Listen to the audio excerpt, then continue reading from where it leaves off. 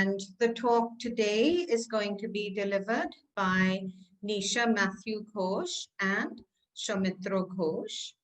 And Varisha is the academic secretary, Varisha Chauhan, who's the academic secretary, the undergraduate student council, the FA UG student council, will now introduce the speakers. Thank you, Varisha. You could get started. Perhaps. Thank you, Anjali. Thank you. Good morning, everybody. Today we are gathered here to look at, understand and discuss the work of Soumitro Ghosh and Nisha Mathew Ghosh. They formed their practice Mathew and Ghosh Architects in 1995 and are proponents of a progressive type of contemporary architecture that juxtaposes context and history with sometimes industrial, sometimes vernacular materials. Lightness of design and the freedom for light to shape spaces remains a key characteristic in all their works. Nisha Mathew Ghosh has worked in the space of architecture, design, research, and social work for 25 years, and her core focus is people, the empowerment of the challenged and underprivileged, their training and skill building for art and craft as design, mentorship, and the stewardship of environment and sustainability. She has been chosen as the designer and curator of India Pavilion for the London Design Biennale 2020. Soumitro Ghosh, who has had interest in teaching since graduation, has worked with Pritzker laureate B.V. Doshi, R.J. Vasavda, Neelkanth Chhaya, K.B. Jain, Jaswant Singh, and others before beginning this collaborative multidirectional practice. He has taught in different schools of architecture, including the Bengal Institute, Dhaka, and has been the Charles Correa Design Chair, juror, panelist, etc. at numerous forums. Their work is varied across the spectrum and ranges from projects and ideas to do with urban issues, research, space, architecture, interiors, product design, and so on. Their celebrated works include the Cinnamon Store, National Martyrs Memorial, Freedom Park, and Big Brewski, Asia's largest microbrewery, among many other commercial and residential projects. We thank you for being a part of this FA lecture series, Nisha ma'am and Soumitro sir. Over to you. Thank you so much. Thank you. Thank you so much, Anjali and the Faculty of Architecture. Thank you for your introduction, Varisha, and thank you all for joining us. It's a great privilege to be able to share our work on this forum. And we're going to do this talk in two parts. So I'm going to take over the first part.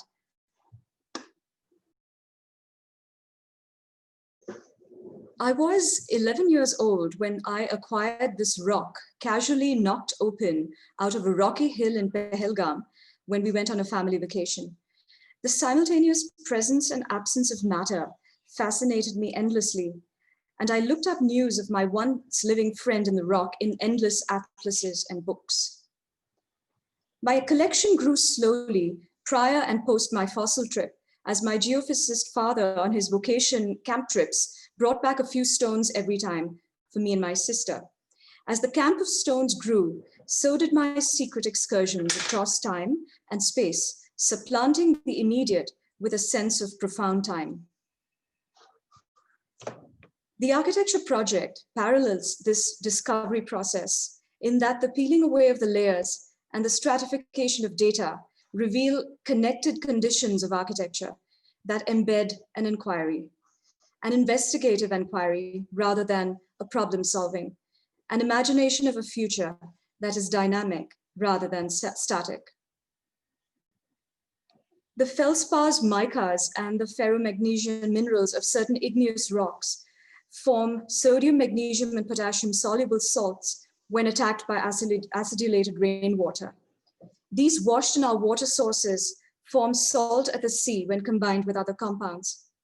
There is a connected universe of objects and places across time, and our architectural spatial practice is both temporal and geomorphic in its disposition. So I'm going to run through 5 projects of ours and really focus on strategies. The Bhopal Gas Tragedy Memorial. The utterly ravaged land, which cannot be used to grow plants or collect water, is a symbol of the devastation on human life when toxic gases leaked out of an ill-managed chemical plant and killed all in the windward side of the breeze that night. The competition for a memorial to those that suffered for decades with absurd health complications and deformities was to us a Heidean initiative unless we could investigate this temporally and socially and create future conditions for healing and renewal. Almost as an act of burial, we proposed an excavation of every portion of the earth where contamination was determined by the testing of the land with a 5-meter by 5-meter grid. The scarred and pitted landscape was then connected to form a subterranean landscape which housed rehabilitation, clinics, and counseling centers and employment for the affected neighborhood. The programmatic therapeutic ideas to build communities, to plant together, to bridge pain became as much a part of the architectural program as the visible healing of the land. Excavated soil was temporarily dumped at ground zero at the place of highest contamination, with the isolated mass of building material and excavated earth formed into large debris concrete mud blocks. Symbolically left as courtyard voids, this, coupled with a fragment of a wall reminiscent of temple perforated lamp walls or the walls of old chapels with candles, are used as a mnemonic device of remembrance and healing through the deliberate ritual of lighting up a lamp, a symbol in our context of hope, and its visual magnification via the water strip. The spatial configuration of the scarred and pitted landscape enables a temporal engagement with people at its center, addressing their immediate needs and concerns, allowing an emergence into upper healed ground that can store water and plant trees. Importantly, this exploration enabled us to free our thinking from the assumed responsibility of aesthetics first to a rediscovery and re-imaging of the aesthetics of ecology in the built environment. Freedom Park. The specific historical moment that we are in gets its reference and validity from a recognition of past architectural history, where the stratified layers of a city can be seen through the operations of erosion and made visible by fragmentation. The colonial era prison, to be converted into the Freedom Park, afforded us the opportunity to bring cognition to this spatial pattern of this layer of the city's past. And thus our strategy was only to overlay and anchor large markers, plates and forms of a new function, color, and engagement with the landscape to recreate a new way to engage with the panopticon ruin and re-engage with fragments of memory in a city. To discover and rediscover as in a dream, creating opportunities for the surreal as past and present are juxtaposed against each other. The exploration here is part of research on cognition and legibility in the urban construct, with a core engagement with historic fragments and memory as a means to measure time and distance in a city. The National Military Martyrs Memorial. Our spatial practice is perceived as an inquiry into the projection of a future not known, an investigation into the connectedness of places, objects, and processes. This project for a memory of martyrs from the armed forces subverts a possible hegemonic position of power and succumbs instead to a primal response to the site and the notion of the solitary soldier as a ceremonial pathway cut in a forest. Like a performance, the first gesture was to locate the clearing in the urban forest, and secondly, to determine the position of the pathway as 45 degrees to the east-west axis, to enable diagonal shadows of the vertical elements, such as the large granitic Veeragallu, which you see in this slide, and the flagpole, or the Veeragallu is essentially the brave stone of village lore, and the national flag, again, another vertical element. And secondly, to allow Eastern light to fall on the faces of those marching up to lay their wreaths of honor. The act of excavation and embedding is a land military strategy that is adopted to leave untouched the urban forest ground while appropriating land from and excavating between the roots of full-grown trees to create a subterranean museum. This space makes a connection via the quality of light to the ubiquitous Indian veranda, although underground.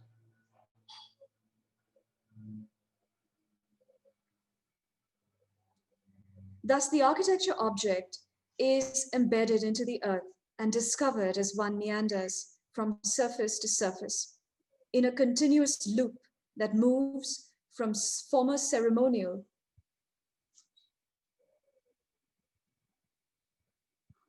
to dispersed free, from clearing to forest, linear to meander.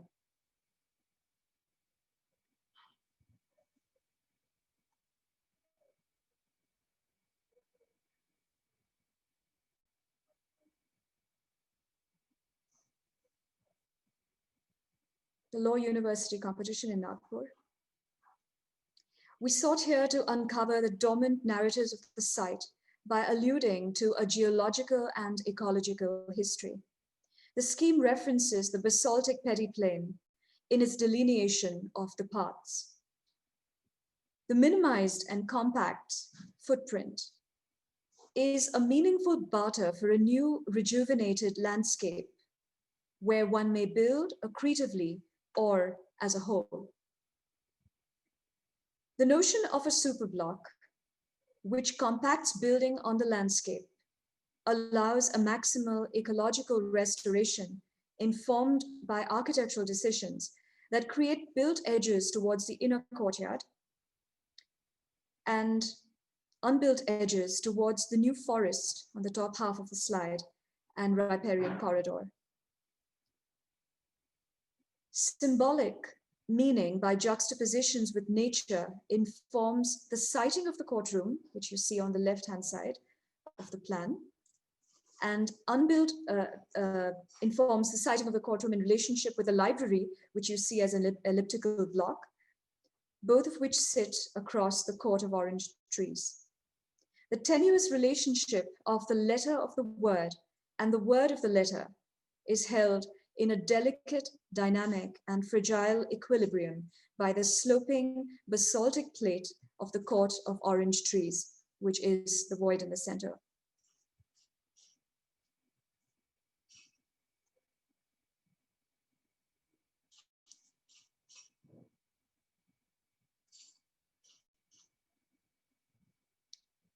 House of Stories. A present peculiar interest is to open paths of inquiry instead of looking for answers. Designed for an architect turned writer, the project references the deep excursions of the mind in the act of writing and creates a sort of subterranean subterfuge on the ground.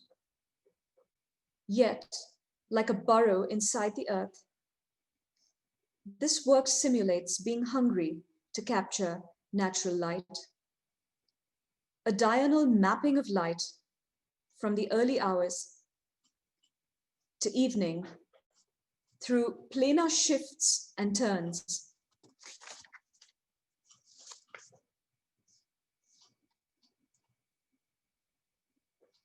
This is made manifest to allow daily and monthly nuances as the Earth in this hemisphere receives a south-southeast light inclination.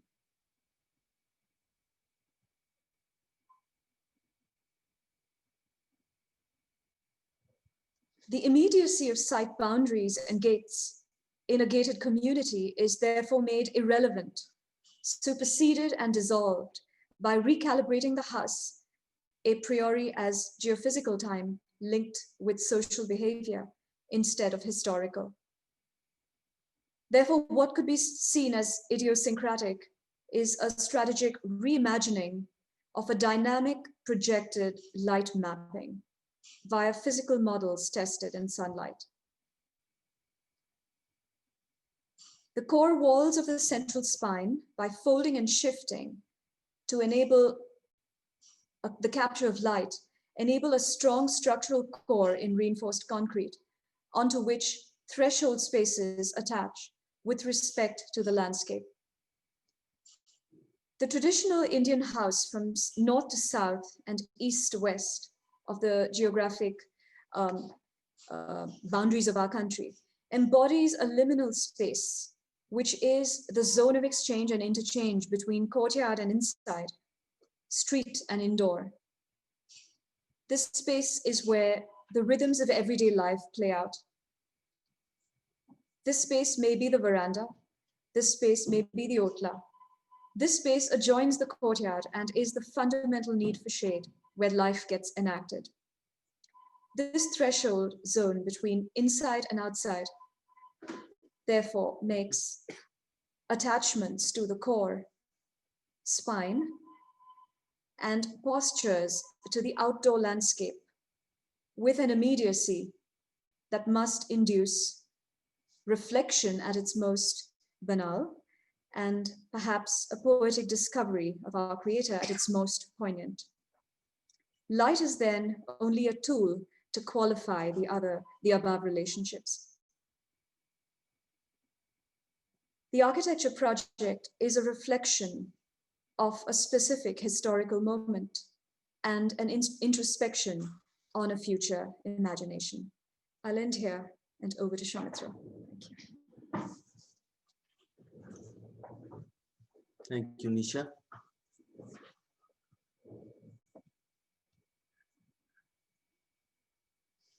So I have actually chosen 5 words to work with. I think I'm grateful for the opportunity because these events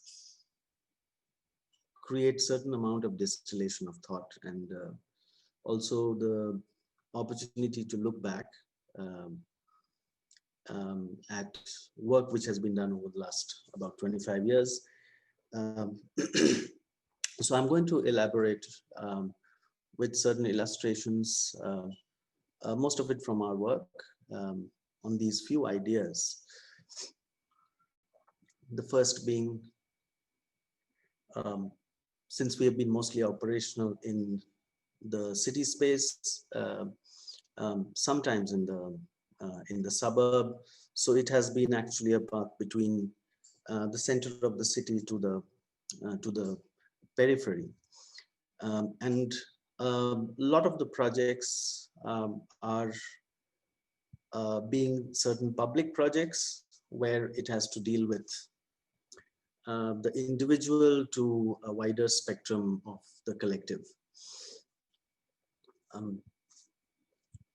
So I start actually with the smaller scale of understanding, and this is the first time this year I actually drew the plan of the house, which I haven't visited since where I grew up till the age of 18,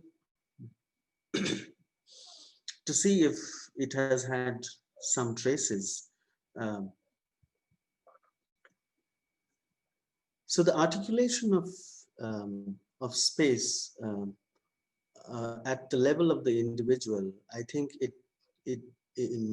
in my opinion, it takes a certain richness, which is to do with the construction, is to do with the proportions of openings and the kind of spaces that open out or connect, and the proportion of things by the opportunities created by the structural systems are a unique space that we explored. This being the first house, this is Nisha's mother's house, the first project that we ever built. At a slightly larger scale, which is actually just one classroom, which I added in the project, and a plinth, which tried to create a space which would engage with the little children. This is for the underprivileged children in the center of the city. And it was just one classroom. So the classroom actually was taken suspended so that actually it could create another room, which is actually the new room of the ground. And that was the only gesture in this case. And it has completely transformed the school and how they enjoy the space. And seemingly it is no longer the classroom, classrooms only, or something that is dreaded, but it is suddenly just a space which they love to be in.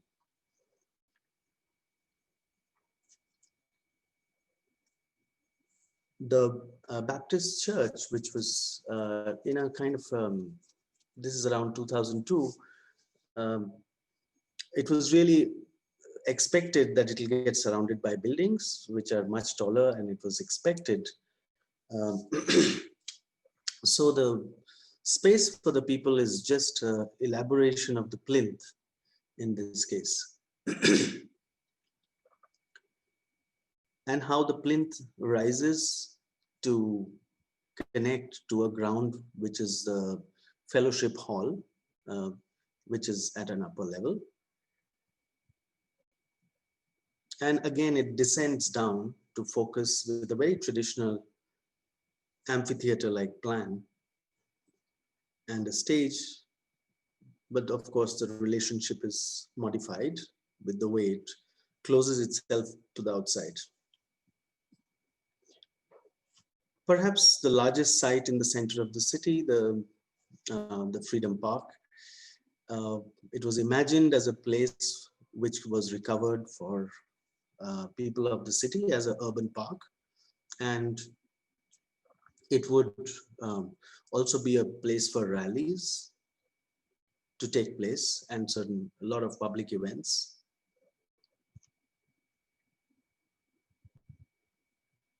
So much so that it has actually become a destination for, that's the ASHA workers going to the Freedom Park, and that's the Anna Hazare rally. So it has become a destination for a voice of dissent.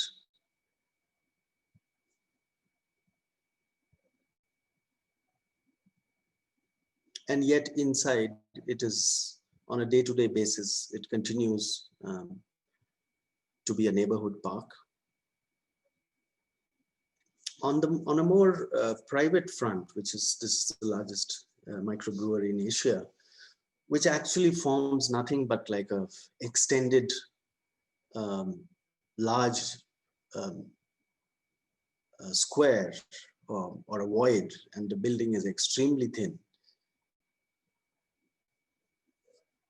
It holds up to 4,000 people at one time.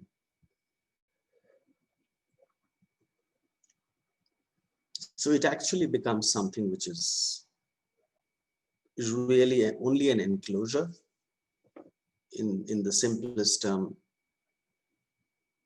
One can see the kind of crowds which can occupy this space for large events.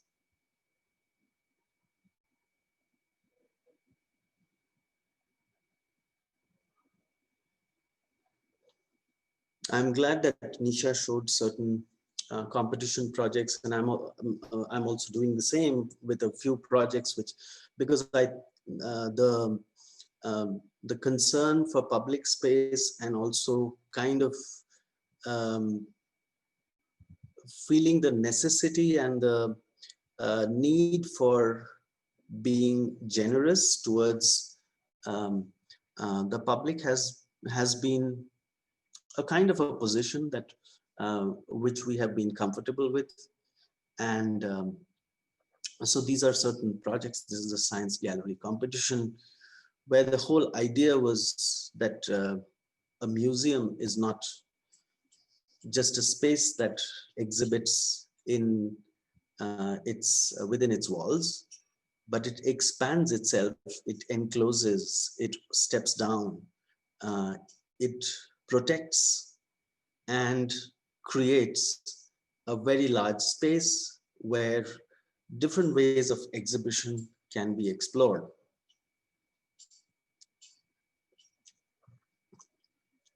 A project in Mehrangarh, trial models to imagine within the fort how it could create actually a new foreground of perception of the fort with the new knowledge center, which is presently, it is a cavity and between a garden and the fort.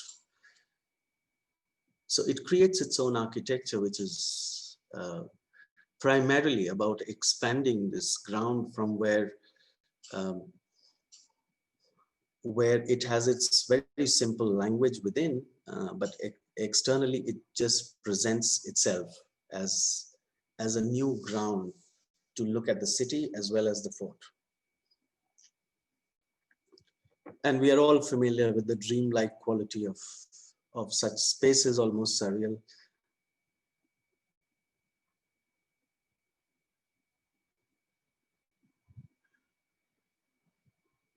A project which did not happen, but it happened on a different site. This is the Venkatappa Art Gallery, where we were trying to refurbish and expand the facilities for a world-class museum, which is now happening right opposite in Bangalore. It's the transformation of that and finding a new connection from the street, making the building extremely accessible, almost a passage into the park to the Cubbon Park, which is behind, and not very different from as an idea of what Sterling did in the Stuttgart Gallery. And a wonderful opportunity, unfortunately lost. Didn't happen here, but nonetheless, I think it was connecting to the government museum, which is the archaeological museum on one side, and it becomes porous with a open public space in the middle, and starts populating and becoming a wonderful place to just cross or go to and look at art and experience.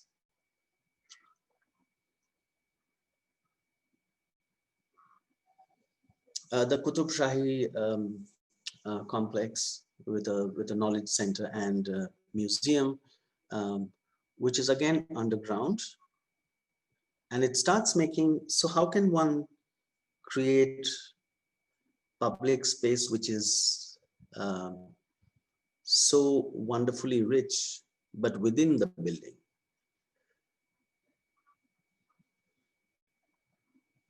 Very simple gestures of the creation of this giant plinth. It's part of it which is covered because of the harsh sun, and as you go below the ground, it starts. It's also much cooler over there. So there is a sense of a connection to a past which is much older, and it's also about connection to the city. So this idea of intending to or deliberately bringing the idea of generosity has been something which we have explored to various competitions, and some, of course, Nisha showed the National Military Memorial as well as the Freedom Park. And I'm right now doing the Museum of Art and Photography, which will open next year. The body, I think, that has been, whether it's new or it's renewed, and as cities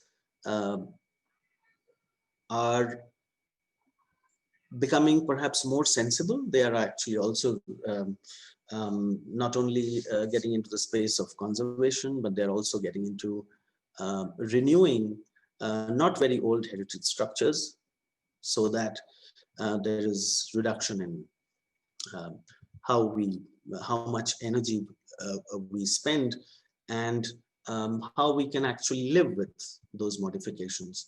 The idea of the body when it becomes almost a container. This is just a simple box,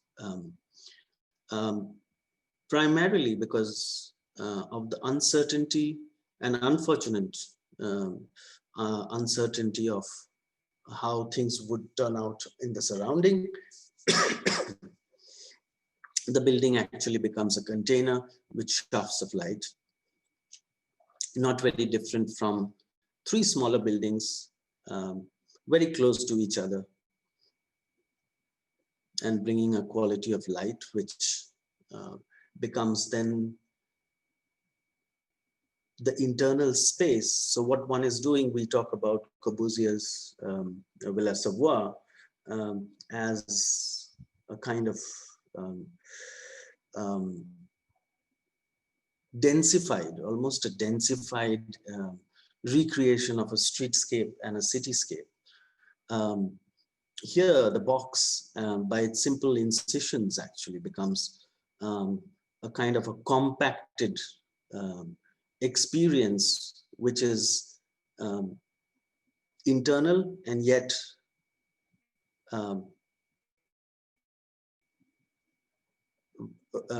creates its own anchors in the surround.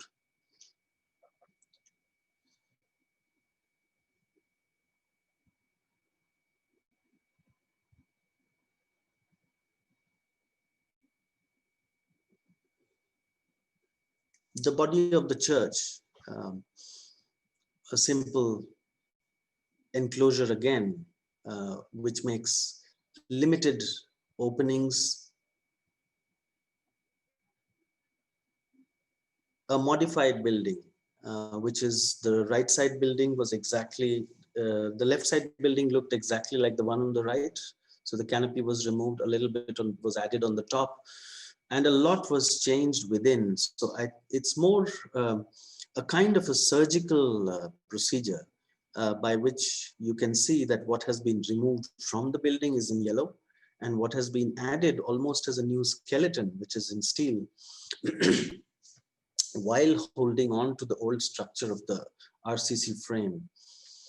So this is a new kind of lattice which has been planted within, and new spaces have been created.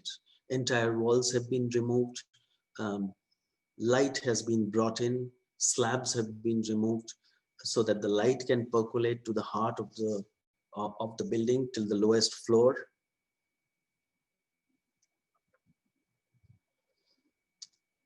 And literally overplaying the idea of the skeleton and its delicateness.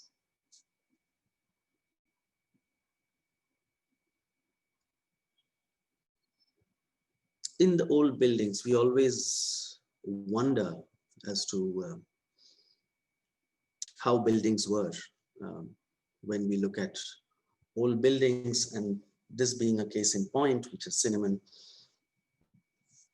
about 120 years old,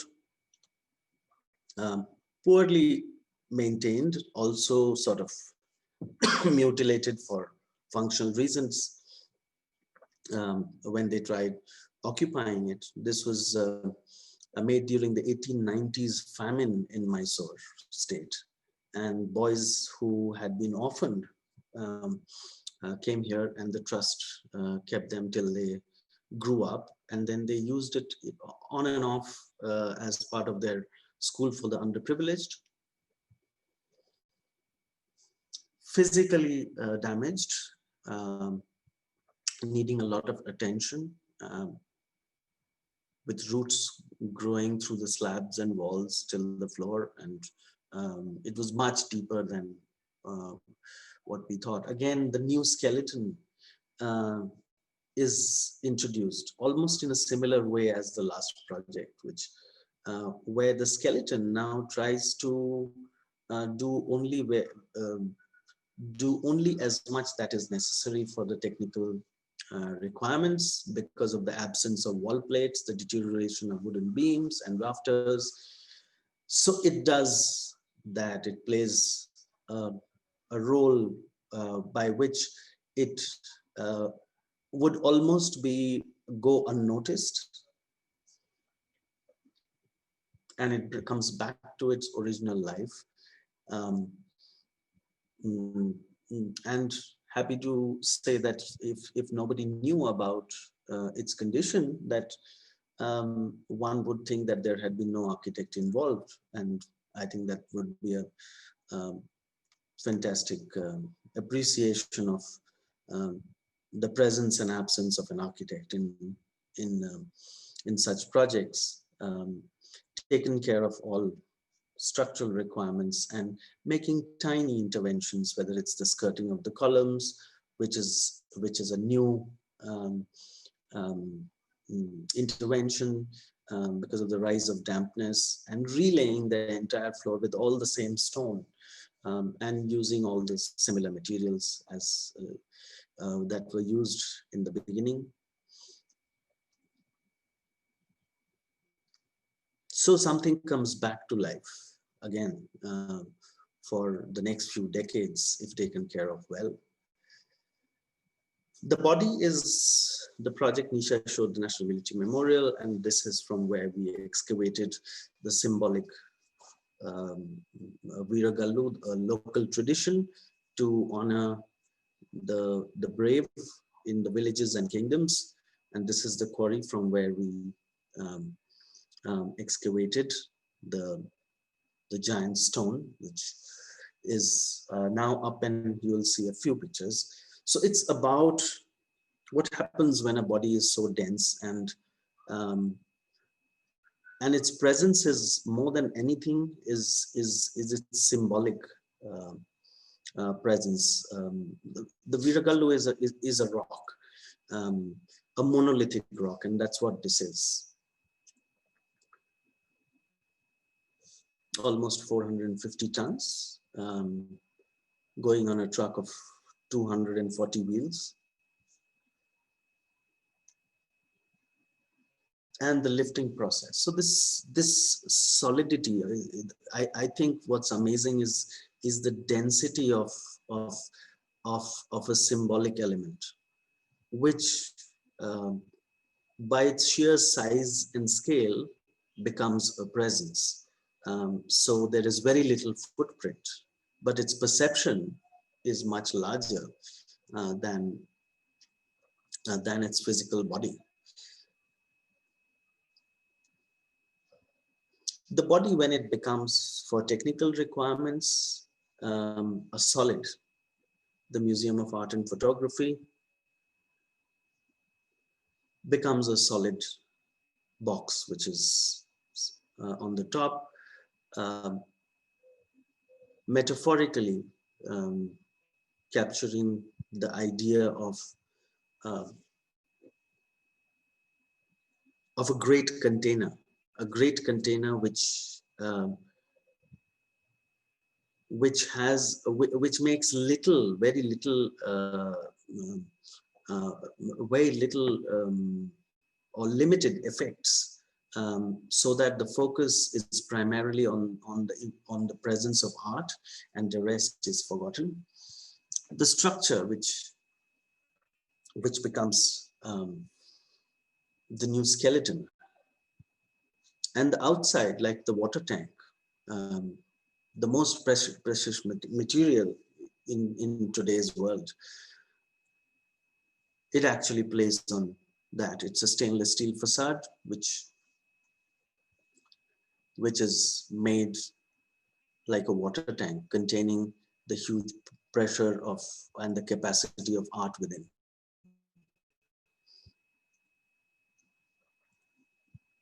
The idea of place, and we are also familiar, we always try to gauge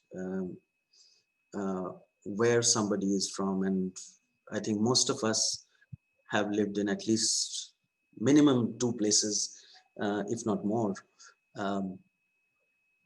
So what is this idea of the setting, like a stage set, which became so abundantly clear to me when I was doing the microbrewery project,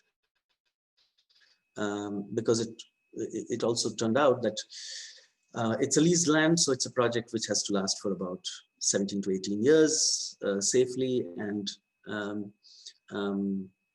the promoters, the lead person was also a filmmaker, producer. So gradually, as I understood the project better, it became very clear that this was a setting which was about bringing people together. So actually it had nothing to do with the building, but the building's responsibility was only to create a language which was about being here and anywhere else in the world, and getting a feeling of comfort and joy. So it had to do with the idea of the language of the building, whether it was about materials, whether it was masonry, whether it was creating certain older ways of spanning and construction. It was about a language which was seemingly eclectic, yet grounded, international and local. So it was a very complex situation, which is, and the complexity is all about the balance of its handling, and how it deals with that. So that the building again, as Jeffrey Bauer spoke about his Kandalama resort,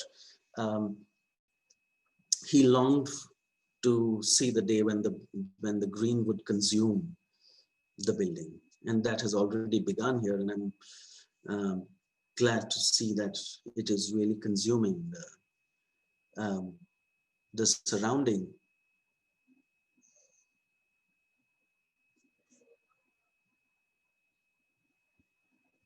So on one hand, it is a publicly accessible space. I mean, so to say, although it's with private entry, but it's also a kind of oasis, which is entirely open, and it's talking a language which is from different times. And yet there are things which have been changed, like the vault is actually with dry brick bonding. There is no mortar in that.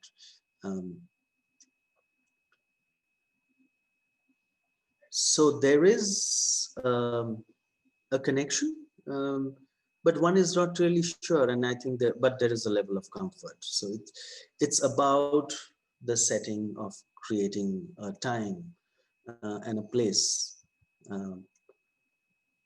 The role of artifacts and props and art that we associate with are so important if they are emotionally connected to its occupants, this being in the corporate office.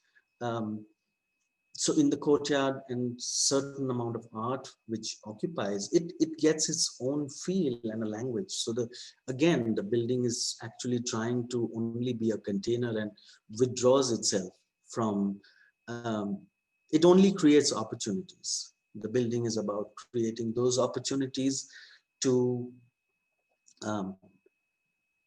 occupy and own and be in spaces. The idea of density, which is about light, it is about time, it is about space, whether forms are suspended within a space, or can that same effect be done by imagining a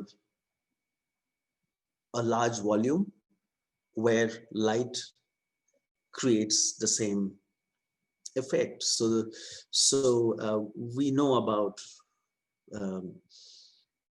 light as how it has been used in art and in different phases of time.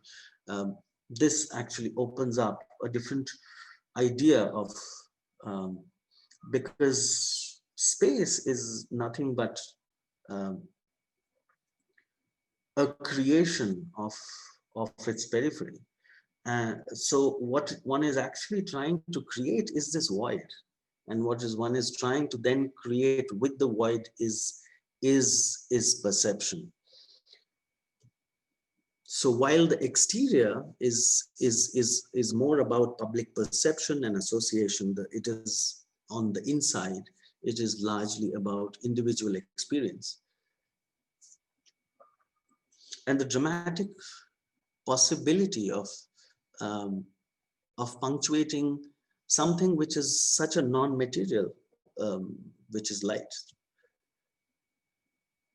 So the non-material is actually the most important creator of the architecture itself.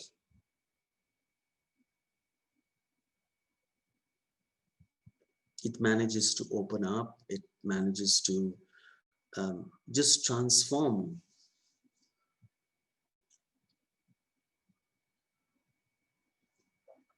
This being in Coonoor, which should be over hopefully by end of this year, which is about with a clear thought from the client that one day she would like to, when she is no more, that she would like to gift it to the town, and they could use it. So it takes a very, it makes space within, actually, between living spaces, and this is in the process of the creation of what it does in between buildings. So what one does with light on the inside is also about the physical availability of things between masses. And in the times of Corona, a building which has gotten suspended, literally, I think it's been shelved. But just to record that the presence of the skeleton, which has a certain density and actually has a certain language. Of course, there was there would have been a much larger enclosure in this whole structure. It's something which is poetic. I mean, the idea of abandonment, I think, is in its for whatever inevitable reasons, perhaps one day it will revive itself. But the skeleton has its own poesis.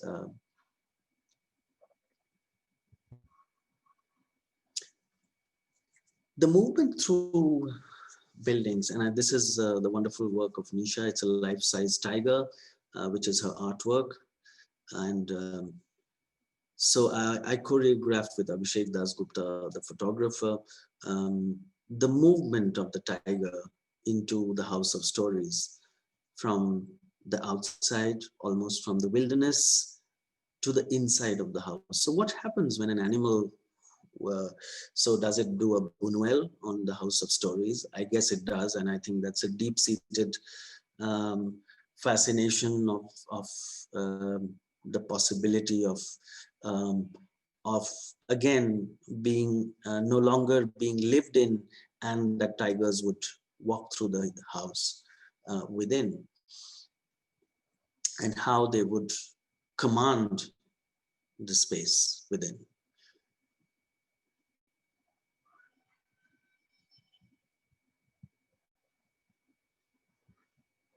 Almost looking at it from the idea of movement, which has to do with time, and from a different viewpoint, literally.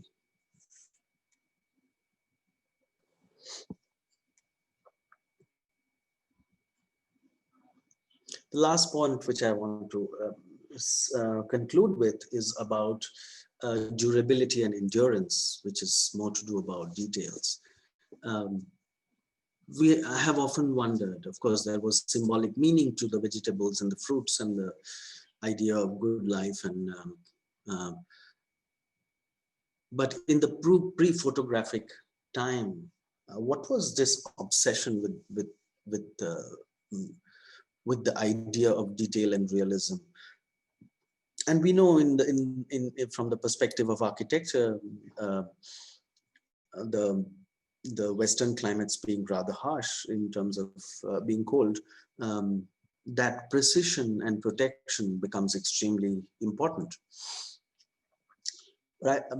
So I actually started looking about the idea of details as a kind of riyaz that musicians do. It's a kind of practice which has the notion of that everything is in the process of being developed. And what I develop today will actually become a reference for something which will be done tomorrow in a better way, perhaps with lesser material, with another aesthetic. So Corbusier did the same gutter, but this is made of wood, plywood, and zinc. Very different in its articulation and its precision. It's a traditional European technique done by a good friend from Oroville. So it caps the building, so it cares. I think it's about the care that it brings. It touches it. It's delicate. It's precise, and it has no screws. There are literally no screws. This is a folding and a dry arrangement. The idea of structure itself as a detail, how that can come together to open new avenues of thinking. Little details, if you go to the Big Brewski, you will see that these are laser cut chamber covers, which, so on one hand, of course, one can say it's the idea of branding or kind of repeating a motif to strengthen its presence. It goes on the bottom right, you see the idea of the proportion itself. So it's not, it is doing multiple layers of building on the idea of the presence. For the Mehrangarh Fort, the idea of the structure in the center, which was to be like this.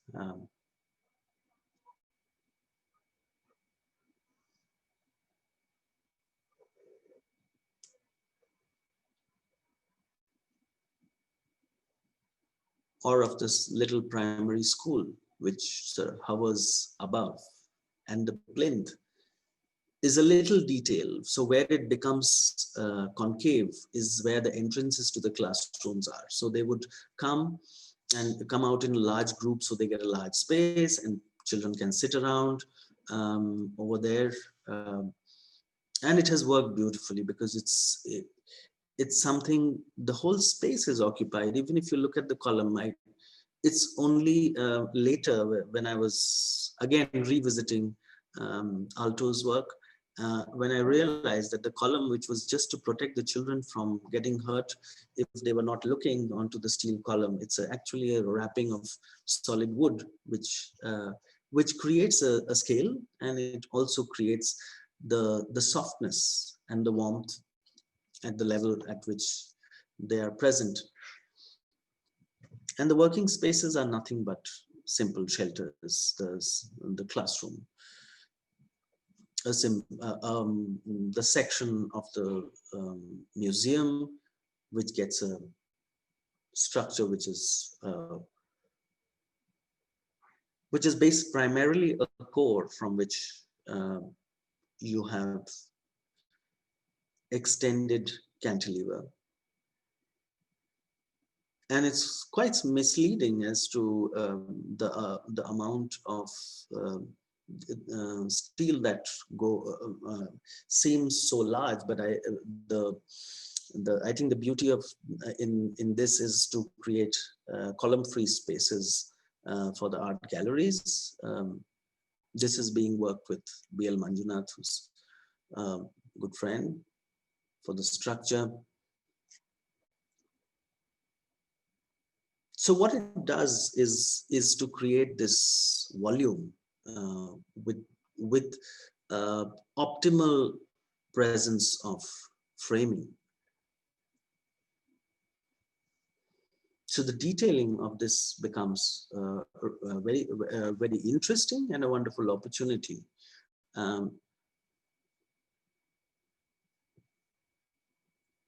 Little things, whether it's the barley-like railing inspired from that, or the ordinary use of the perforated rolling shutter, which has been electroplated with brass, or a little cavity in the vault area for existing tree, or the idea of concrete. The image on the left came, I think, about 2 weeks ago from the client, because she was just thrilled to see this in the afternoon, how the light was falling on the concrete in her house. And again, the right side is actually again her space, which is in Coonoor. But here it takes a different, it actually takes the print from the shuttering. Both take prints from the shuttering. The left almost looks like a fabric because of the bulges in the plywood panels, and on the right it is the grass mats. Little details which leave their print forever, and how we perceive light and how it reveals. This is actually this is the floor of where we are sitting right now. It's the underneath where it was extended later on with a very light structure, because of there was no beam in the middle, so it actually takes support from the edges. So these little details which are assembled, there is a lot of joy in that, in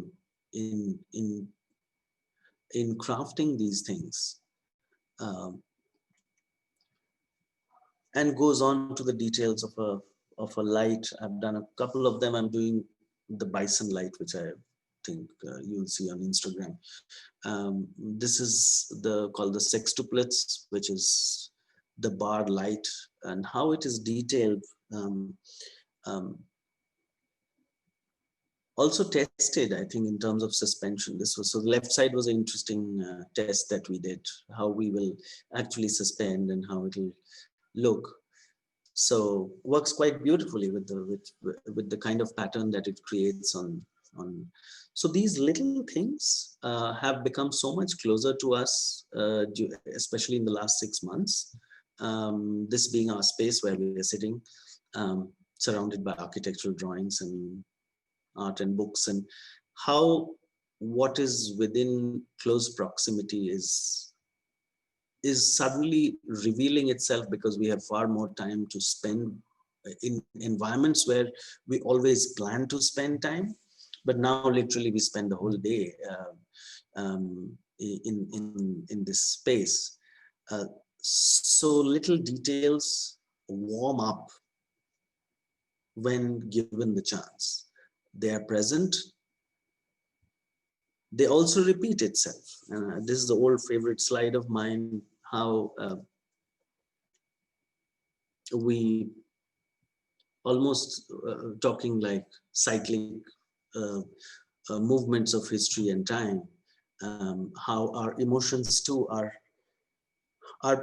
susceptible, or are susceptible to find a link to an older time. So this, as you may know, that Nisha has been doing some of the best work which has been done in the practice. In some we have collaborated in. So there are positions which are creatives in the creative space. We do have our own individualities, and I think in my case, when I look at my view or my approach is far very influenced by the surround, and very comfortable with being invisible, and very comfortable with finding a way of being oneself with one's own preoccupations within a project, because for me, language would not be a hindrance to deliver a project. So there's the different shades of color. So thank you, everyone, and we would be happy to take any questions and or any comments. We'd love to hear them. Thank you so much for being patient.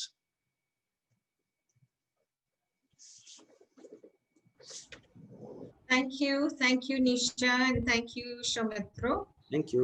for a wonderful way at the last week as well. A very nice way to spend Saturday morning. And so I hope now that the students have a lot of questions, and we'll just wait for them. Yeah. Actually, I had a question. Okay. So I had actually many questions that came into my mind, because the kind of things that you talked about in your presentation and the thoughts that you expressed were many of those are things that we talk about in our studio, but we could see all of those manifest themselves in the projects that you showed us. So there were a lot of questions that came in my mind. So like one question was that keeping in mind that the important role that the public institutes play in a city, and public institutes like memorials or other these small schools that you've made, uh, how would you describe the role of an architect in designing them and in like showing their importance to the people? I'll start by saying, and of course, Soumitro can add. I think that today, especially, um, as an architect, one has to don more hats than one. And when I say that, what I mean is that if, as an individual, one is able to perceive a need, right, in creating certain kinds of public space which might be missing, or which are badly done and need to be redone, or which have links to things that need to be linked to, right, which make established larger connections, then it's not enough to just dream it and sort of wait for the project to land on your lap. You might need to play the role of an activist, where you might need to suggest it. You might need to go out. Sometimes you don't get paid for that. You know, it's a pro bono work in progress. And to be able to engage and negotiate with the authorities that be, with the people who might help take decisions, with the public who might be users, to be able to negotiate that space, to negotiate in that space and work like an activist. And to be able to even push those disciplines, traditional disciplines that we saw building, to be able to take on these other roles is, I think, the first fundamental act. In our case, of course, you know, yes, by God's grace, we had these projects. There were opportunities where these projects came into the studio. But I think that it's not enough to wait for those projects to land up, because they may never land up, right? And I think, therefore, that it's important for us to constantly be observers of the urban space, observers and engagers with the urban space, and look at how can we better our environments, and how can we as teams, and collaboration is really very, very important, because the wisdom of many is always better than the wisdom of one, especially when you're young and starting out. I'm not saying it always has to be that way, but I think the collaborative practice is a good way to move ahead.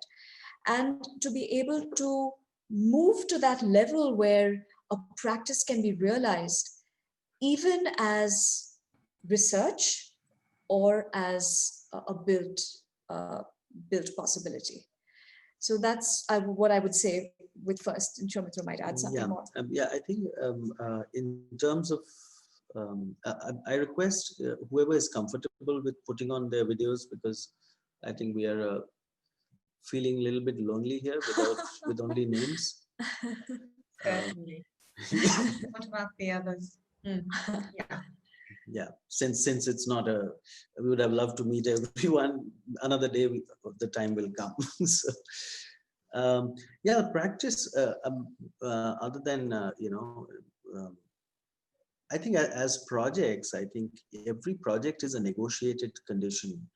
Um, uh, of course, we have been trained with the idea of the willful architect who's with one sweep decides the future of let's say public space or public projects. But I sort of find, just like the space of politics, same way the space of architecture too is a negotiating place about ideas and aspirations, because aspirations of people of aspirations and visions of people, the architect, the promoter, um, can be all very different. And so it's fair to, in a democratic situation, that one actually is willing to negotiate that without and bringing more than what any of the other aspirations can bring by themselves as an architect.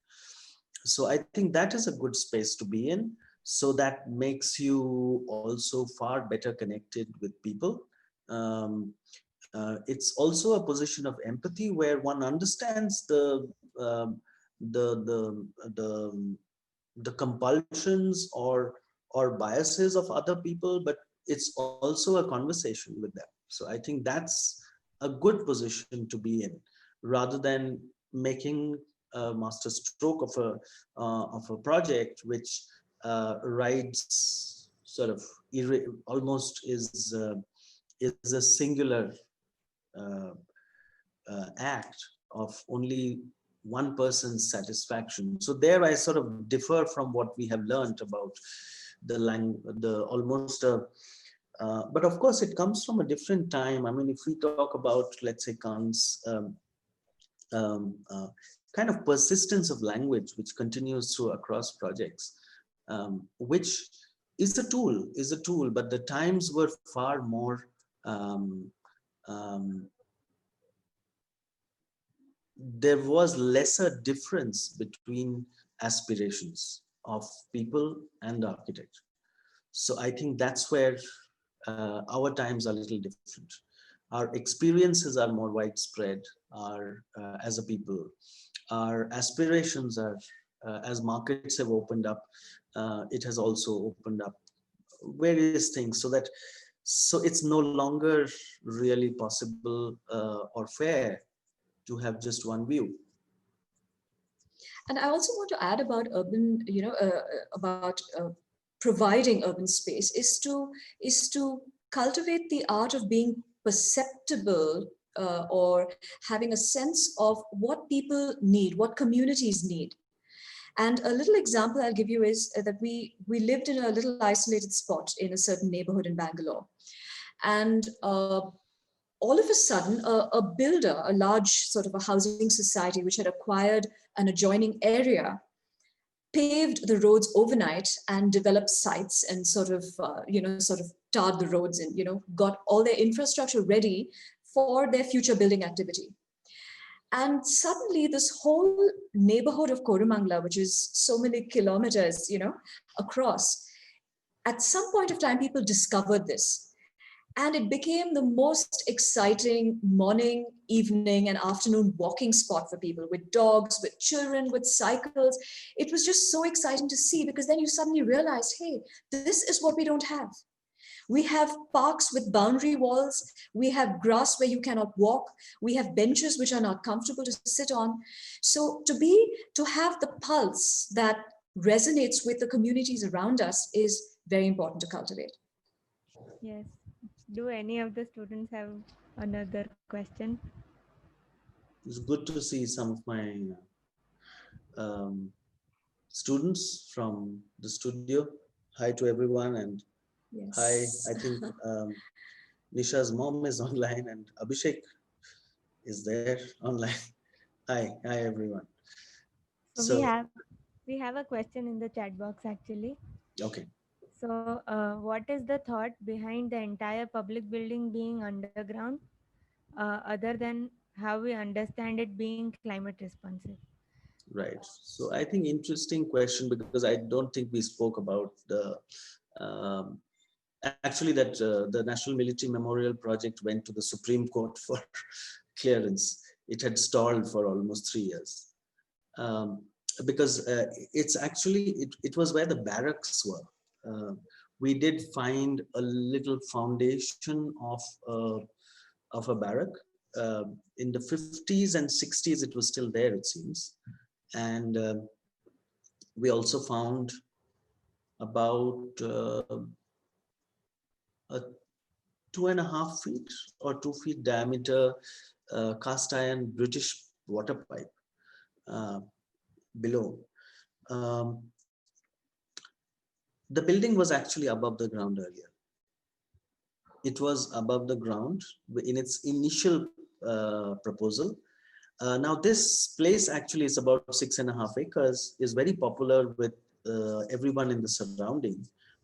They use it as a park, as a green lung space where they come for a walk. And because the other half, which is another 6 acres, which is the Indira Gandhi dancing fountain. So it's basically about 12.5 acres, of which this is 6.5. So it's during the process that we actually took the building underneath. Now it was also to just like Maya Lin's project, which actually gently tilts the ground and almost cuts off um, cuts off the visibility of the surrounding and takes you only to a space which is about remembering those who are near and dear.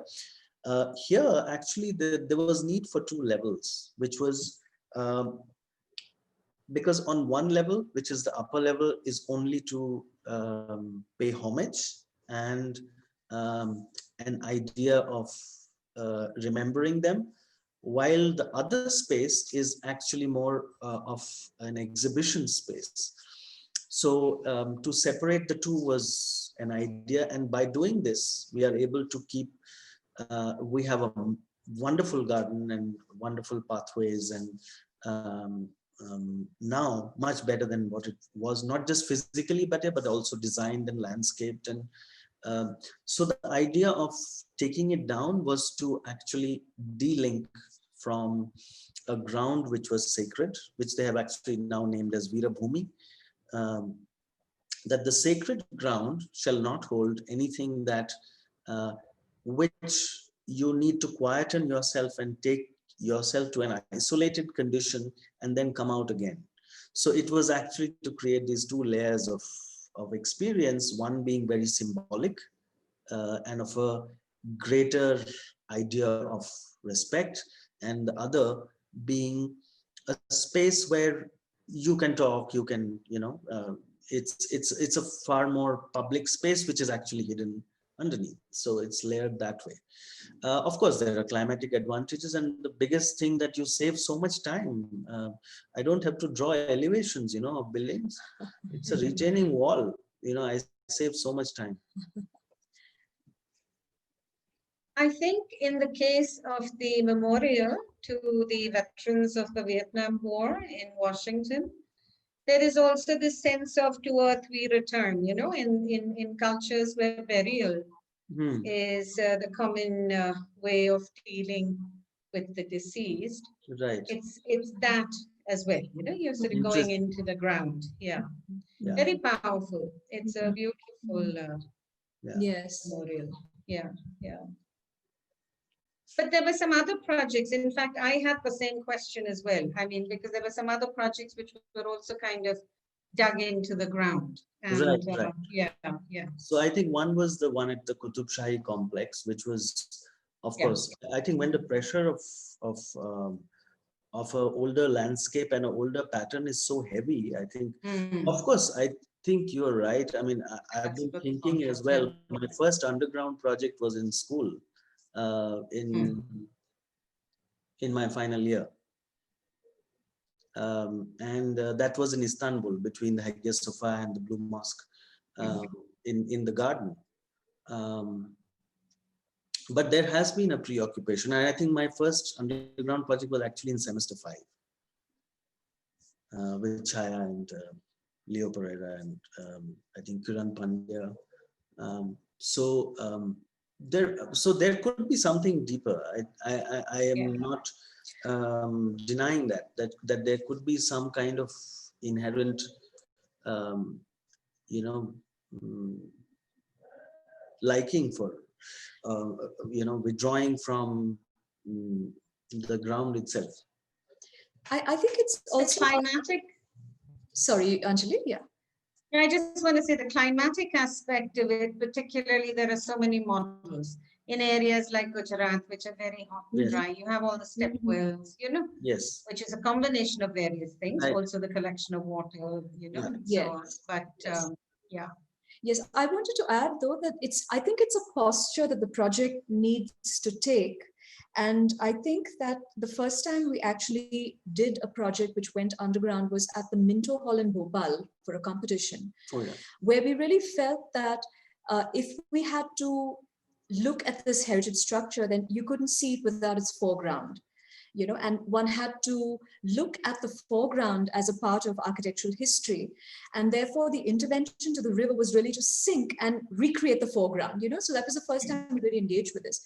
Of course, in this case, as Soumitro mentioned, there were other aspirations of being able to really give that void back to the city, to give that forest back to the city. So you couldn't build significantly, and therefore a natural reaction was to burrow, which also made references to, this whole military strat, the burial thing, the things that you dig trenches, you go underground, just those references kind of all came together in a kind of a synthesis. So I think it's important that each project takes a posture, which then determines whether it is vital to go underground or not. I would just add that, yeah.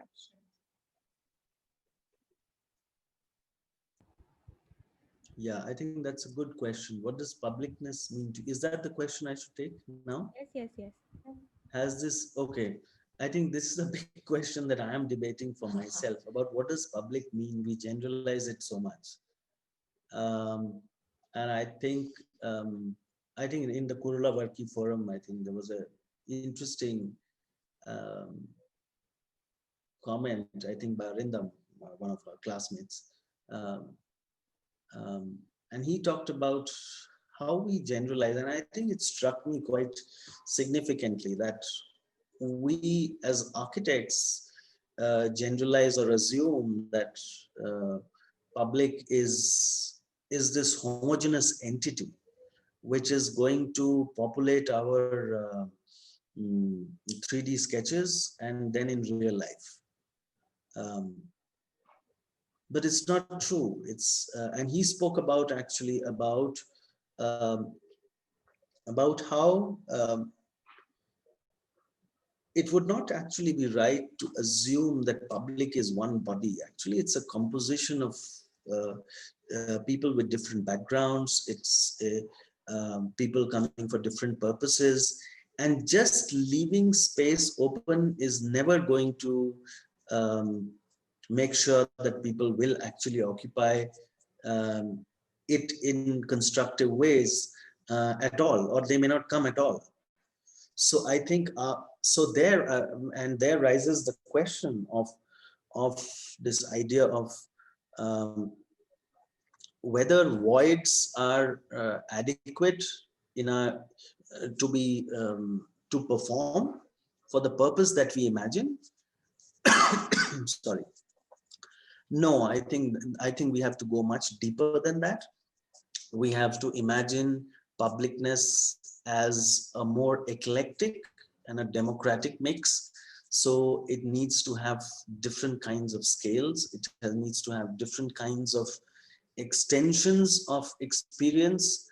So I think the richness cannot be of a giant like our terms, what are the terms that architects use? We say plaza, we say courtyard, we say, there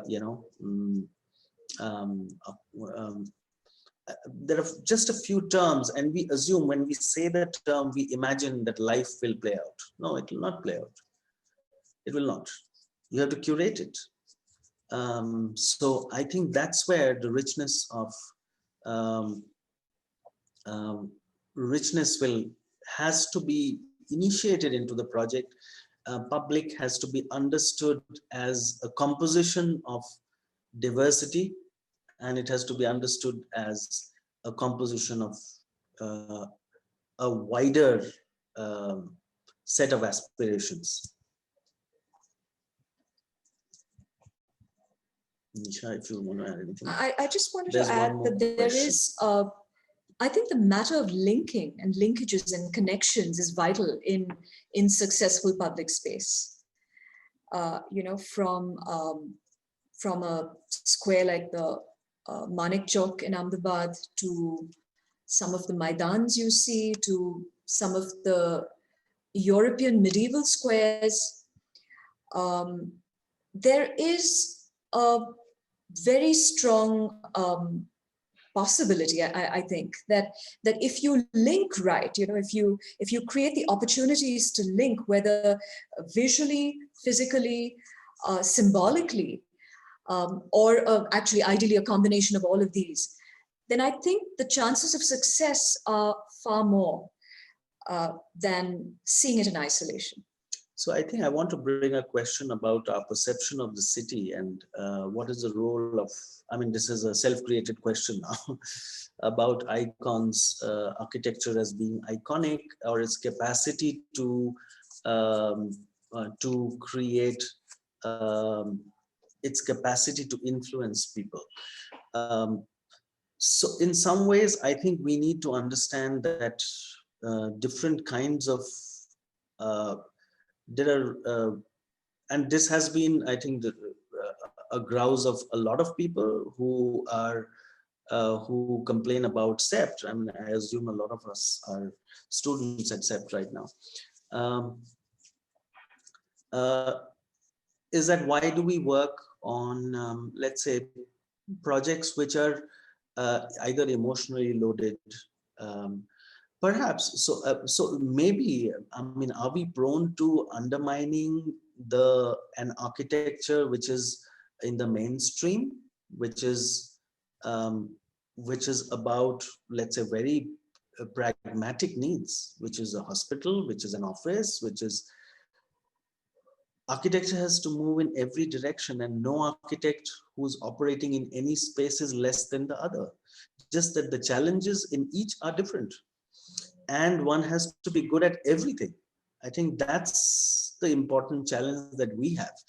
So, I mean, we have a very wide portfolio of work, which is almost from, although we are not specialists in anything, which is, but I've done industrial buildings, which is actually, perhaps that one building is bigger than all the projects put together.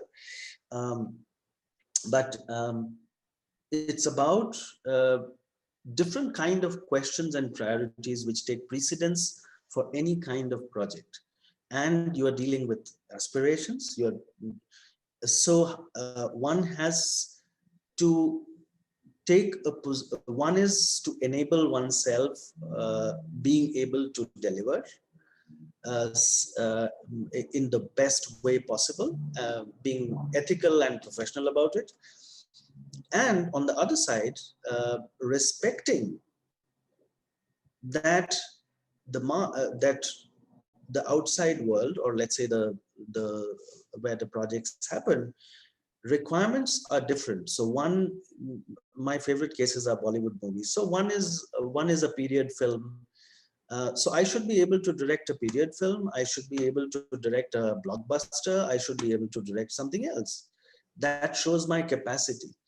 But if I choose that I want to stick to either one genre, that's my choice. Then those who are looking for that will come to me. But I think we need to, so in the city, what happens? there are buildings which have to be just be there. They don't have to shout. And that's their success. There are buildings which need to be iconic, like the Museum of Art and Photography is a deliberate attempt to grab eyeballs across the world.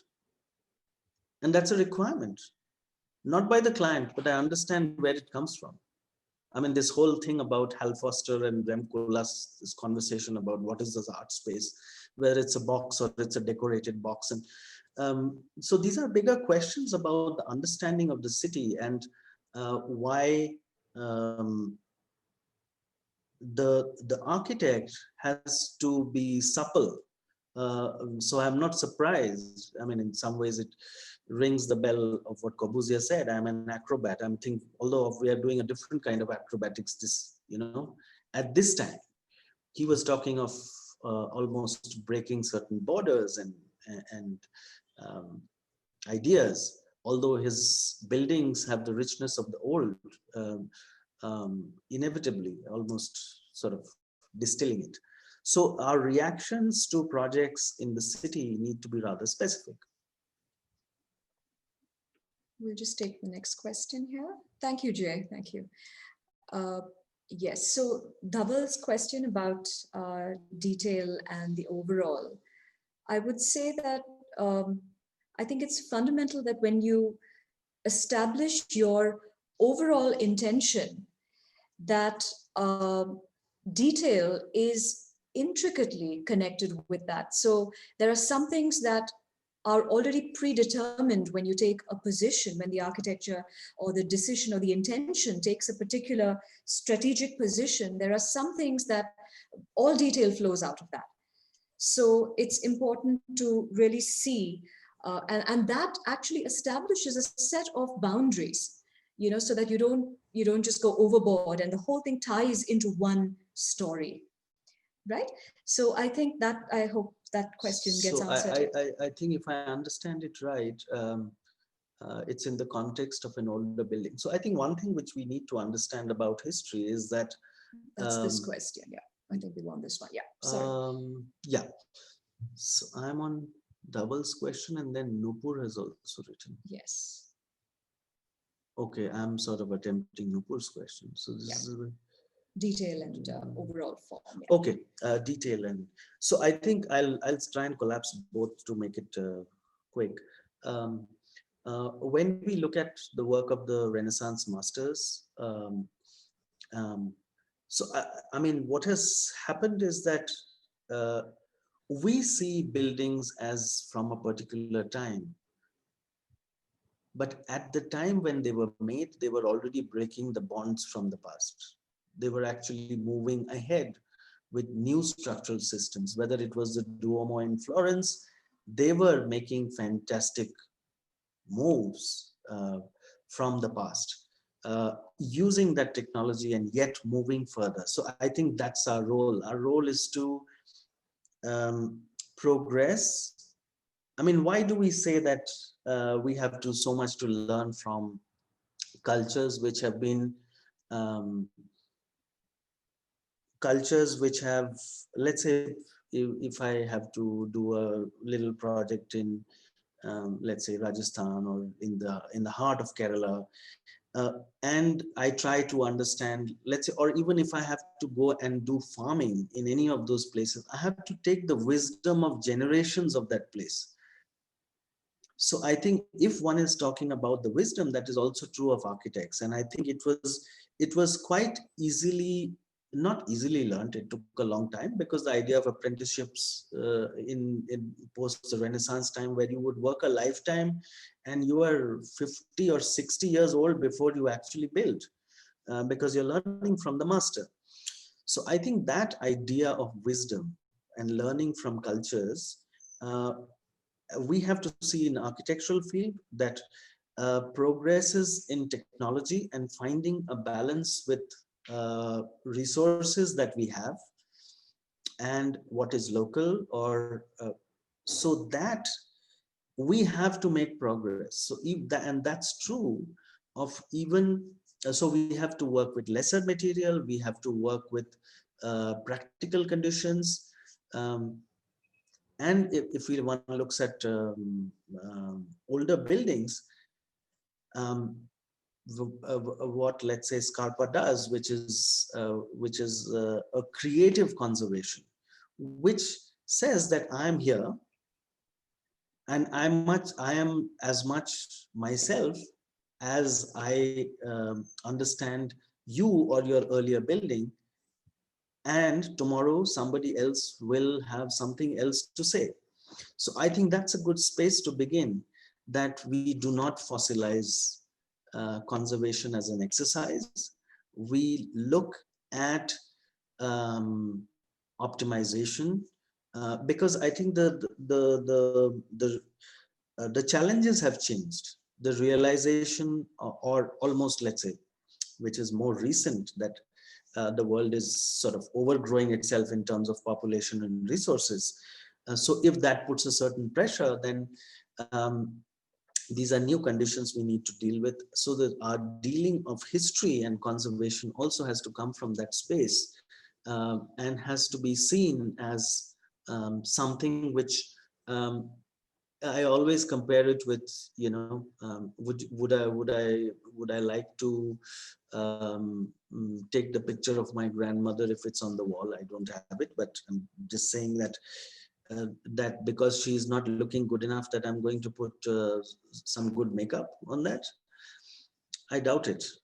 So I think we carry within, and we need to progress, and others have to take the mantle. And I think that's where wisdom of generations and cultures and civilizations happens. So that's how I think my understanding of history is and its you know, association. Yeah, the next one is, what are politics and negotiations? Yeah. Sorry, which one? Meghna's question. In the public projects. Yeah, so I think there is. Oh, there are more. Hi, Biju. I think there are two things in terms of politics and negotiation. One is that as an architect, we are called to critique a culture or critique a particular program. And I think that's a fundamental role that we have to play, right? It's so that's one part of this whole political negotiation. And you might not always state it because your client may not quite take to it, but I think we are called to comment on things through our work. So that's one part of it. The second might be, perhaps you mean a very, that it's very, you know, how do you negotiate with political pressures, right? So yes, I think we've had times when everyone has just loved what we did. There are times when you felt, when you walk offices, that you're walking into a lion's den because none of them understood anything. They just wanted to tear it apart. So these are negotiations. And for me, God has been my helper, but you have to negotiate it. You have to understand how they think and be able to give them only enough information that, you know, that they need. Because sometimes when you talk about concept, they don't get it. So you have to be able to maybe talk at the level that they're comfortable with. And it's not to sound, you know, like we know more than them. No, I don't mean that. But it is really to be able to, what they need and what they're asking, we have to be able to communicate well in the language that they're comfortable in. So I think those negotiations run throughout the project. For instance, Freedom Park, you know, I feel like I need to go back and find out, because there, you know, there's all kinds of discussions. Someone suddenly will say, we want to build a large TV tower on this campus, or we want to do something else. So this will keep happening. You know, I think Soumitro has a documentation of the different threats. That was a funny one, actually. I mean, we were already using satellite TV, so this idea of making a TV tower was a bit out of time, you know, when it came, because I think elections were coming and they wanted to announce a project which basically would never see the light of day, but occupy some land. So I think finally they understood that the argument of that nobody is using, even the present TV tower is not used, So I would like to move to carrying on, because I think it's connected, Biju's question, which is um, creation of a negotiated space, and then how do we teach this in school? So I think the biggest lesson, which is not only a lesson in school but also for our societies, is the capacity to listen. The capacity to listen and understand from where a certain kind of view comes. We may agree to disagree, and we may have a completely different view, but important to understand where a person is coming, or a part of society is coming from. Because unless we do that, we just are avoiding the question of understanding. So in a school, I think the diversity of conversations and views becomes very critical, whether it's about society, whether it's about politics, whether it's about so it has to find its balance between the right and the left and the center, and all together. So the wider the spectrum of and comfort with conversation, it will lead us to also a space when we see. That's what I actually mentioned when the earlier masters were working. It was a far more homogeneous society with almost the same aspirations, shared aspirations. So it was far more simpler to have one language and explorations in a direction which is more about the depth of it, or so it could explore with almost a language which was shared. While here, actually, we have to invent a new language every time, and sometimes we have to play like the diva, but sometimes we have to play like the invisible architect. Sometimes we have to do something else. So it's like we are basically being asked to be a method actor, whatever the role calls for. We have to where you do not succumb or drown your personality and individual qualities and strengths, but you add to that. So I think everything is a conversation. So like so many directors of films, they say that this particular actor, whether it was Nasiruddin Shah or whether it is Nawazuddin or whoever, some of these good guys, they understand and they just live it. How do they do it? So in one, they're a police officer, in the other one, they're a bad guy. Is that easy? I mean, in the past, I mean, that's a funny thing, most of the people who played gods in the 50s and 60s movies, they were imagined that they were gods and they became political figures. So our imagination is almost imagining that what somebody plays on screen is their real life. No, it's not. So there is a distance between so this is actually the critical space. The critical space is, where do I play somebody else and where is myself? So I think that is the biggest negotiation. I just have one sort of point with respect to this, what you were saying. Yeah. Because, when it comes to, say, actors and their own beliefs and they choose to play various parts, the audience has a choice, Yes. You can choose to watch this or you can choose to watch that. You don't necessarily have to interact with something that you don't like. True. When it comes to public spaces, that is not the issue. You have to deal with it. Yeah. So, everybody, and it is in some ways unfortunate, but we are a very stratified society. Yeah. Religion, culture, language, economic status. Yeah. You know, so it's very difficult to give sense of ownership to everybody, to every member of society. You know, so there are some places then by virtue of having, I would, within quotation, say pandered to one segment of society, Absolutely. they actually exclude. So it is very difficult. Perhaps at times when, like you were saying, when things were homogenous, we had more of shared values within cultures, like within the Mughal Empire or within, you know, certain kingdoms in the south and so on. It was easy to create public spaces which were understood and shared by everybody. Today, I mean, I like the fact that you said it has to be eclectic and democratic, you know? It's very difficult, actually. And I think to Yes. some extent, Peter's question is talking about this, you know? The And the other, negotiations of various aspirations and ideas. We are coming from a sort of 3% of the population, that's almost everybody that is And, engaged in this field.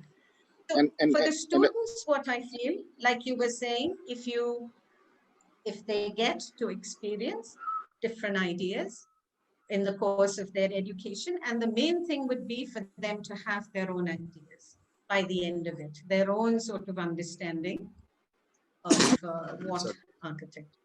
yeah, but Sorry, I just thought I'd add what this I was because, also wanted to touch upon was this idea. I mean, the emphasis on the process. I mean, what negotiated means also is that there has to be a process through which you have to arrive what you need to arrive at, and then how do we kind of bring that into the educational framework? You know, I mean, if you go to many of the schools today, I'm not talking about SEP particularly, that the idea of working in the in the studio, the building in the studio, these things are missing today, and this used to happen earlier, and hence I find that maybe the graduates from the previous generation were able to negotiate much better, maybe to some extent, because when you work in that kind of a culture, and we don't emphasize this enough,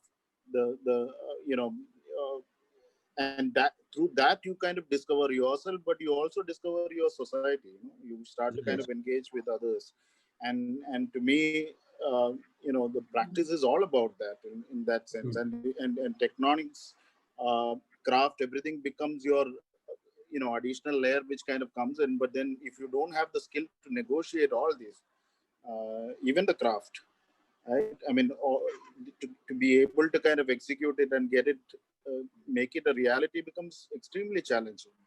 Right. I wanted to just say that, I think fundamentally there needs to be a bridge perhaps between high school or K-12 and especially a design related or architecture related course, because, we are always taught to have answers, when you're always solution finding, when that becomes the broad mindset of solution finding, then the need and to be critical is not there. So we need to actually take a few steps back, and with maybe good amounts of reading programs and discussion of these things at forums, discussion of writings at forums, discussion of philosophies of architecture at forums. If there is enough of that, that bridges that lacuna that we're seeing. So I think because we have to move from solution finding to actually posing the right questions. And when that happens, this will actually, but it might take a couple of decades to do that fully. Of course, we need to make those steps with every studio, I mean, that's my quick thought on this. I think because you brought it up, I think two things I want to talk about. One is the importance of, I mean, we do learn a little bit about theory and history of architecture, but I think what we are really missing is the history of philosophy. And I think that's where the knowledge and thoughts of civilizations is missing in our knowledge, unless we develop it on our own. And I think that's extremely critical to have or be able to form a point of view which is about civilization. Architecture is only a part of civilization. It is the most visible part of physical presence of a civilization, but it is not all. Because civilization firstly is about people. And I think that's the bigger responsibility, and architecture is second. So I think this idea of philosophy about public spaces, I think the biggest challenge, because I have strongly felt that most of our public spaces or public infrastructure fails because actually the building is not the important thing. It is only an enabler. The missing, like let's say I'm doing the Museum of Art right now, which I know they have been working with a team of 25 to 30 people for the last 4 years for a building which doesn't exist. And these are people who are building on what will happen in the museum. And I think that's what we are missing. We are missing how we curate, how we underutilize. Our cities are full of auditoriums, all underutilized, yet we design more auditoriums. So what is going wrong? So I think there has to be an understanding and formation which can actually, we already have excess of auditoriums, really. I mean, that's just an example. Like whether it's the Freedom Park. If an art museum takes a team of 25 to 30 people running for 4 to 5 years and planning 2 years ahead of shows, why don't I have that in Freedom Park? That has a far bigger footprint to the city. Can I curate it much better? Can I, which we tried. I mean, we tried to get a trust formed with the government and things like that. But most government officials shy away from sort of, belling the cat. So that I think is the biggest missing gap, that we as a people imagine that if we make a building, and as architects, if we designate something as an element which should perform, it doesn't. It's actually what will bring people back again and again and again, which makes a place of cognition and not just a physical presence. Just look at Mukul. Yeah, thank you, Mukul. Yes, I think about sustainability. I think without getting too specific here, I think it's about really, again, it's really about asking the right questions. Because if you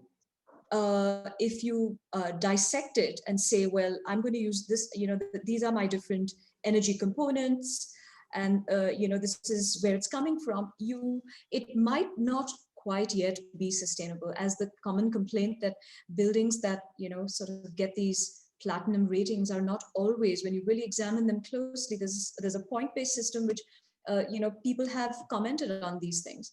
So I think it's about asking the right questions, and the more local you can be, the more sustainable you are fundamentally. So I think that entire discourse is connected with so many things. It's really an interconnected universe. And it is for us as architects to really understand that universe before we make those decisions. But yes, it's a need of the hour, and it's great that you're working in that space. We really need to have a new form of aesthetics that maybe comes from that whole space. Because it's not about, this is not which is commonly the case that, I will do a green building. I mean, I'm not sure what that term means, because everything should fundamentally be green and be ecological if we are good architects. So I think the sort of lines and boundaries we've drawn, which make up our profession, need to really be rethought, because fundamentally that's what we are all called to do as architects. So just want to leave it at that. And I'm sorry, we're not answering you more specifics. I'll just take briefly the question of Shadil.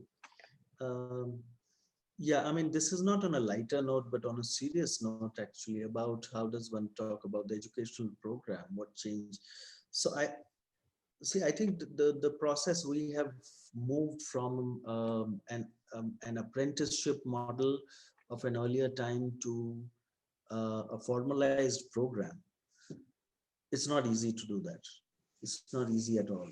It's very difficult. Because just like we spoke about the wisdom of generations being passed on to the next, it's difficult to formalize that transfer. So I think we have to understand that we are trying to collapse an absorption time of which perhaps would be 20 to 30 years to at least, let's say, 5 to 10 years. So that's a tough one. I mean, it's a tall order to be able to do that. So I don't know what answer is there about this collapsing of this time, because absorption, technical things are easier to learn, but of course, I mean, if we understand the great masters, it's not easy to equal the master, and the master's dream is to actually have the apprentice do better than the master themselves. So it's I don't know about this collapsing of time, how it is at all possible, but only it can be initiated and begun as a process to open up the idea of investigating about the larger aspects of society, civilization, philosophy. I think we need to think a lot about that. And of course, where we have great weakness is actually on the technical side, which is easier learned. So I have seen our understanding as architects is not the best in terms of engineering, whether it's structures, whether it's construction. It's not the best. That can easily be tackled. That can be handled. But the other part, I think only the seed has to be sown, and then one has to nurture it. I guess that's the way, because you can't be hanging around for, I mean, in SEP, a lot of people did hang around, me included. So for a long time. So I think we have taken a lot more time Yes. than you were prepared for, perhaps. Yeah. But no, interesting questions, interesting discussion. I wish they could be longer, but there's sort of time limits. And Varisha, would you like to say anything, or? No, I just would want to say that the entire presentation that both of you showed was very, very elaborate and very informative. So we could, like I mentioned earlier, we could understand a lot of things that we normally hear in our studios, but could not find a way to see how that manifests in architecture, like in the build. So it was very helpful. Thank you so much, everyone. And it's been a all. pleasure to see some of our peers and professional colleagues, students and friends. Hello to join everyone. in. Thank you, everyone, for joining. Thank you, Nisha. Thank you, Anjali. Soumitro. Thanks, Thank you. Seth. Thank you. Yeah. Pleasure. Bye, bye. Bye.